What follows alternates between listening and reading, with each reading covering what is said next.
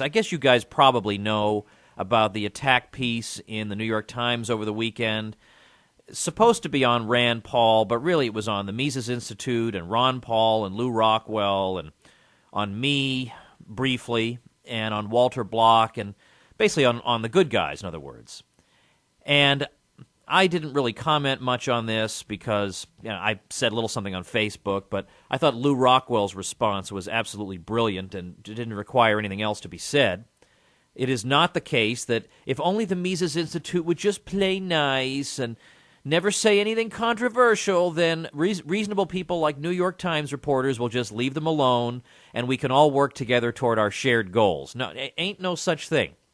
That is just not going to happen.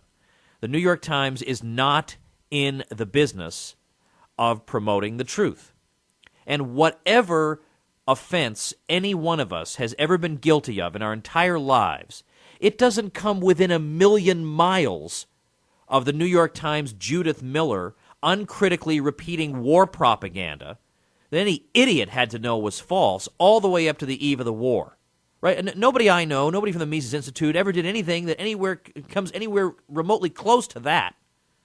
So the whole thing is stupid and annoying, but I want to talk just briefly about Walter Block because I love Walter. I love Walter. He is a self-sacrificing guy. He's written hundreds and hundreds of peer-reviewed articles. You know how much you get paid for writing and publishing a peer-reviewed article? Zero. He's doing that for the cause. He's doing that to leave behind a body of work that will advance libertarian thought. That's self-sacrificing.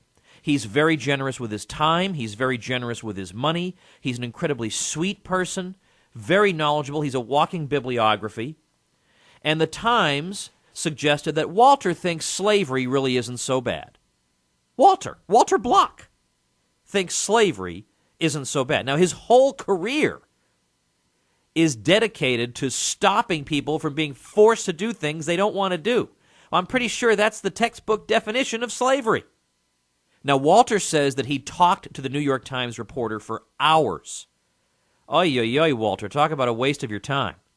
But he says he did this for hours, and God love him for trying.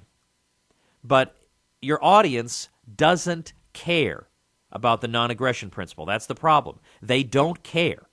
What they care about is finding you saying something controversial that they can hang around your neck and summarize your whole career by. They're going to summarize Walter Block's whole career based on one line that he said.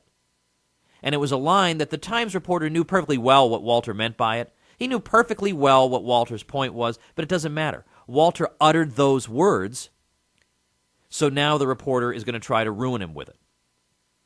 And basically what it was Walter was trying to explain the libertarian principle of free association and the principle that nobody should be forced to do anything against his will. And what he said about slavery, in effect, was this, that what was wrong with slavery was not the labor per se. It was not picking cotton per se that was the problem with slavery. A lot of people in a lot of times and places have had to engage in backbreaking labor. When you live in a very poor society, the only way you can survive is through backbreaking labor. There's nothing morally bad or morally good about that. Morality has nothing to do with that. That's just reality. That's reality. And so Walter's point is that it's not the labor part of slavery that was bad, although the labor may have indeed been very physically taxing. The point is physically taxing labor is not morally wrong. It's not morally right or wrong. It's something that sometimes people have to do. That's not the problem with slavery. The problem with slavery is that people were forced to do it against their will. They were forced to do it against their will and then turn over the proceeds to somebody else. That's the problem with slavery, that it violated the non-aggression principle. And so Walter used a very unfortunate formulation to express this. He said, look, apart from the fact that you're forced to do it, slavery isn't so bad. You get to pick cotton and sing songs. Well, of course he doesn't. I mean, only an idiot would take him literally there. He's taking some poetic license, obviously, to make his point that the problem with slavery is that you're forced to do it. Duh.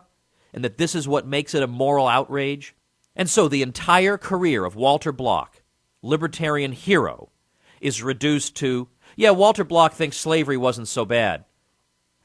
It's not that the author, I think it's Sam Tannenhouse. I mean, I assure Sam, I know you don't have an IQ of 50. I know that. I know you're not that stupid.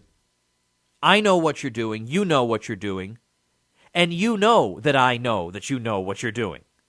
Right? The whole thing is just about smearing people. It's not about understanding. It's not about trying to understand people better. And then Walter wrote to the Times and said, this is a ridiculous caricature of my views. And the Times said, no, we're pretty satisfied with this summary of your views. That's just plain evil. Okay, that is plain evil. So don't think for 1 minute that if we just played nice, the Times would reciprocate. They won't. That's not what they're in the business to do. They're in the business to destroy people. Well, first they're in the business to propagandize for American wars. That's task number one. And then secondly, it's to destroy people. That's what they're about.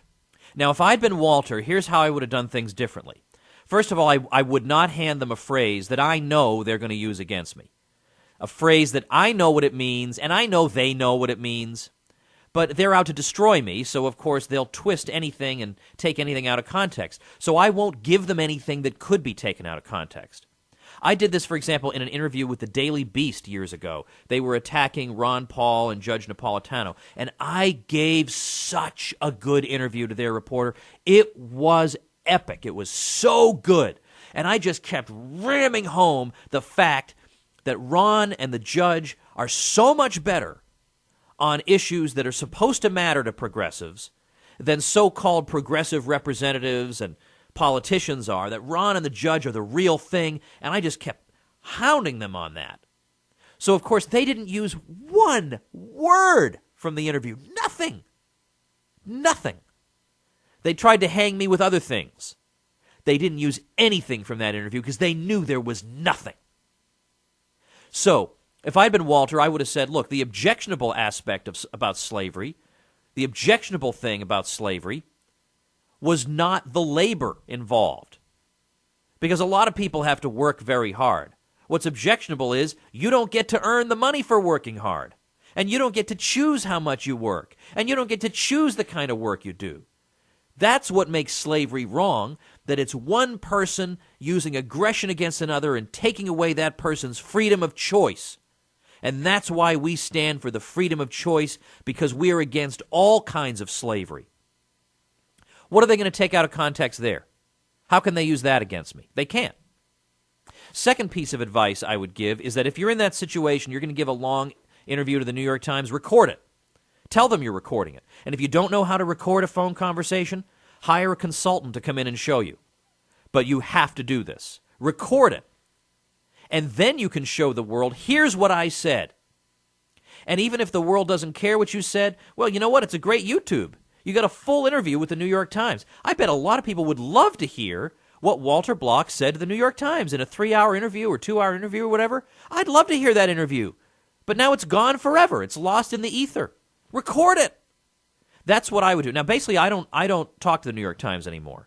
They write to me. They want some comment. I tell them, no, I've been smeared by you guys before. Or instead of saying, well, Woods is has a Columbia PhD and, highly regarded books with very good reviews in the professional journals and a lot of credentials. No, they'll say Woods is a hate-filled neo-Confederate. That's how they'll describe me. So I'm not going to participate in that. And so I've written back to say, look, sorry, your colleagues are to blame. It's not my fault. You can blame them for treating me absurdly over the years. If you want a comment from me and you can't get it, it's their fault, not mine. And that's where I leave it. For me, I'm done with this, at least with the New York Times. I can't say I would rule out all other possible outlets for interviews. I mean, I do once in a while do it, although these days I'm so busy with RonPaulHomeschool.com preparing lessons for the courses there that I just haven't got the time to do much with the media. But I would record it, and I would be very careful with how I phrase things, so there's nothing they can take out of context.